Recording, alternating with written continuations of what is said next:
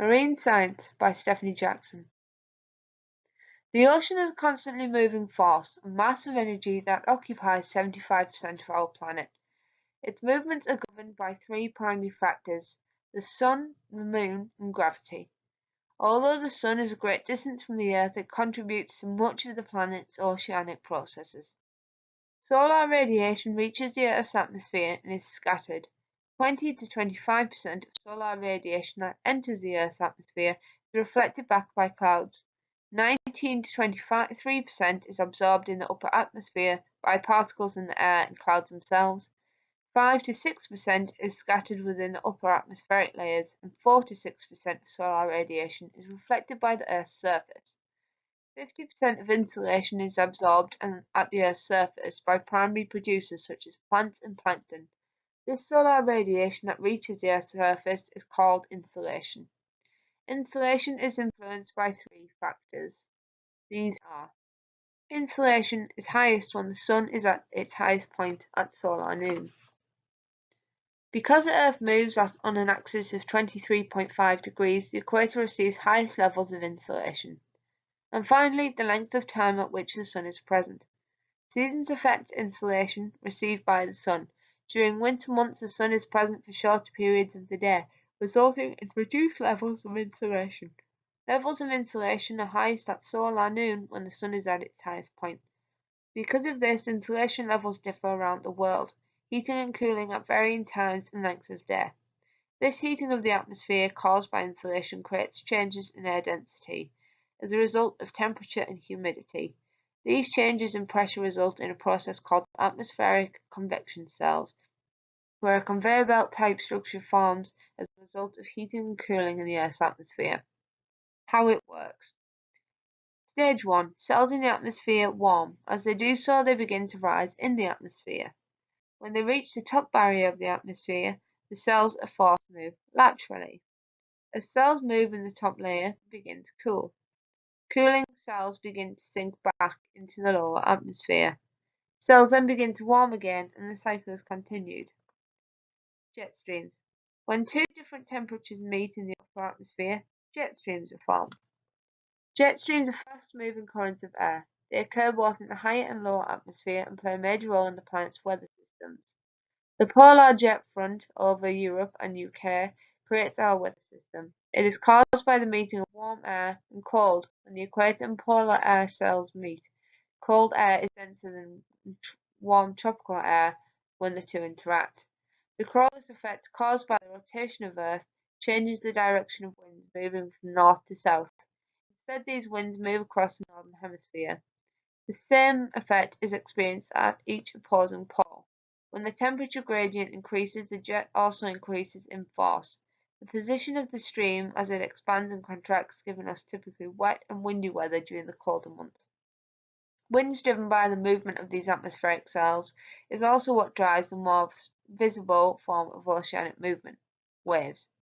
When the atmospheric cells interact with the water surface, it creates surface waves. This happens when the force of wind carries across the ocean's surface, pushing it and causing it to move. As wind activity continues, the surface area of water increases. This development also provides more surface area for the wind to catch, increasing wind size further.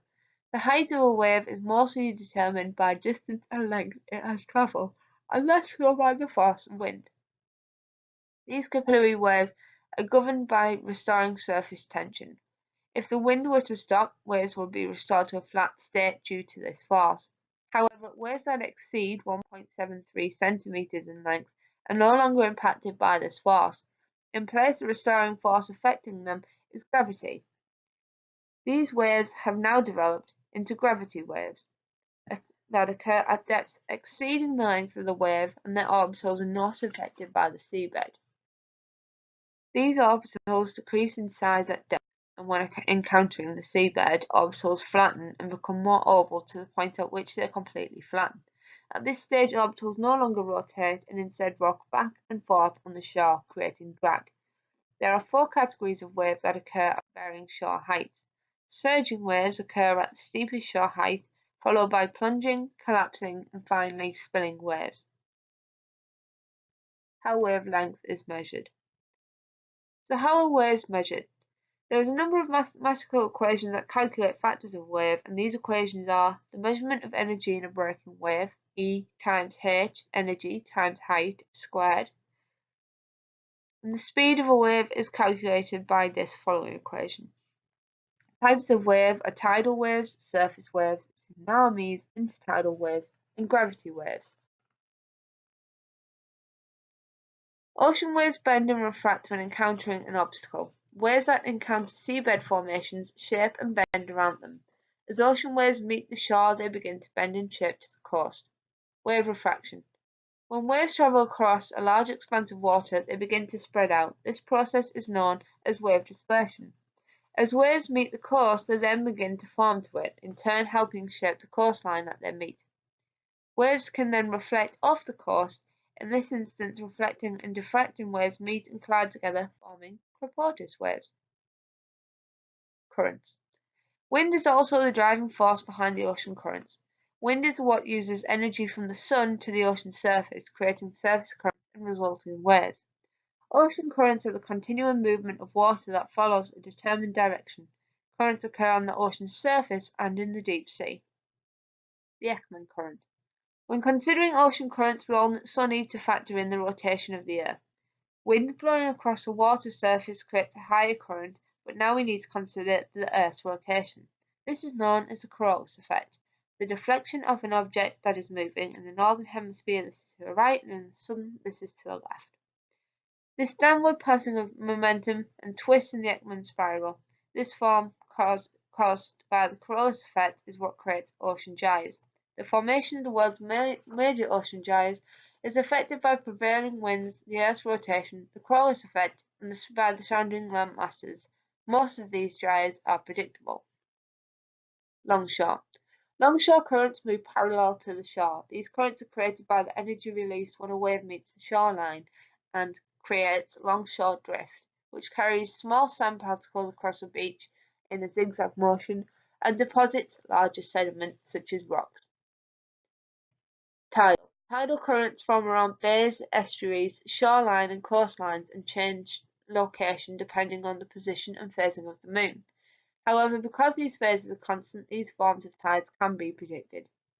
Turbidity. Some currents are created by geological disturbances such as earthquakes and collapsing slopes, known as turbidity currents. When the seabed is disturbed, it can trigger a sudden downward movement of water that picks up debris much like an avalanche. As it moves downward, more sediment is picked up and momentum builds. These currents are particularly destructive. This is because they pick up large sediment at fast speed, shifting large areas of habitat in violent downward motion and picking up any debris, sediment, and organisms in its path. These kind of currents have the ability to change the shape of the seabed. Thermohaline circulation. Thermohaline circulation is the circulation of deep-sea currents, driven by changes in density, and along with ocean gyres is the driving force behind the oceanic conveyor belt. Thermohaline circulation is a result of cold dense water interacting with warm, less dense water. Prevailing winds push warm water into polar regions. Here, warm water becomes dense. This density is caused when the water freezes, leaving behind some of its salt. The now cooler, denser water sinks. This cold water spreads, gradually warming as it does so, and again rising back to the ocean surface. The constant heating and cooling of water results in a continuous belt of water displacement. The Great Oceanic Conveyor Belt begins in the North Atlantic, where the water cools and moves south past the equator, around Africa and South America, where again the water warms and rises, continuing to Antarctica, where it once again cools.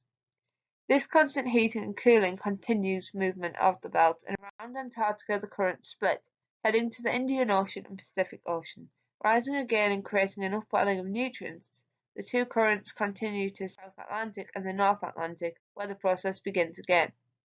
This massive conveyor belt moves around 100 times more water than the Amazon River, and moves at such a slow pace that a cubic meter of water can take 1,000 years to complete the journey.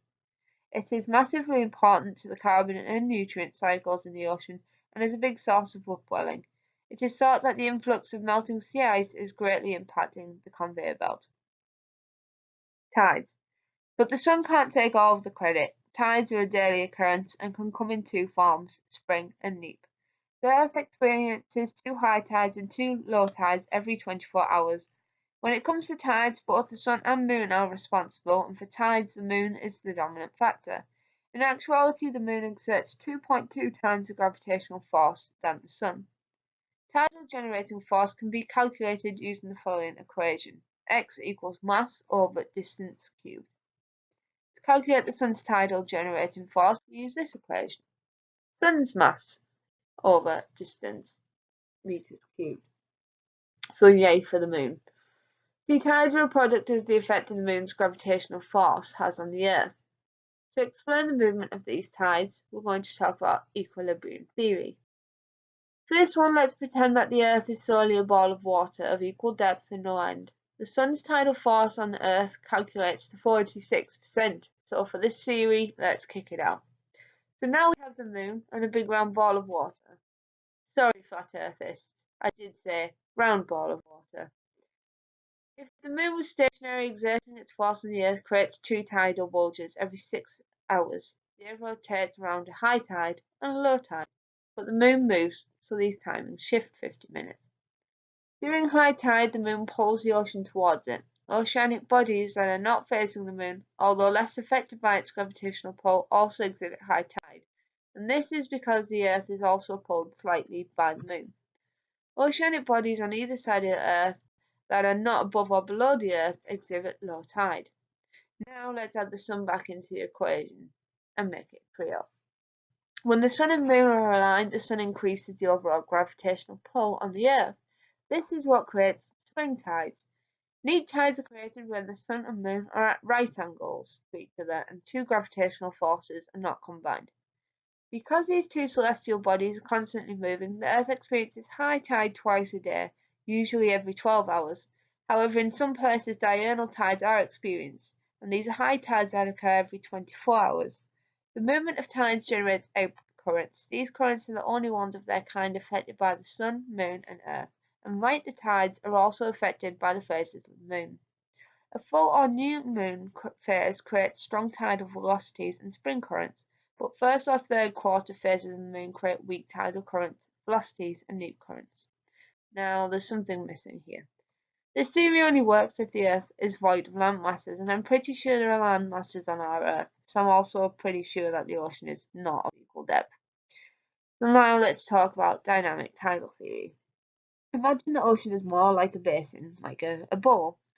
The Moon pulls water from one side to the other as it orbits the Earth in a similar way to water swishing in your bowl. But the Earth also experiences the Coriolis effect, deflecting water to the left and right of the equator. In the northern hemisphere, this creates a counterclockwise rotation, and in the southern hemisphere, it's clockwise. Now, if the bowl is moved left and right as well as in a circular motion, the same rise and fall is observed, but the water has also begun to rotate, and this forms an amphidromic point. In the North Sea, there are 3 of these points, and in the North Pacific, there are 5. If water is pushed into a narrow basin, large volumes of water in smaller spaces create a higher tide. And this is why 2 opposite coastlines can experience different tides. And that is the end of today's video. Thank you for watching, and I am Stephanie Jackson.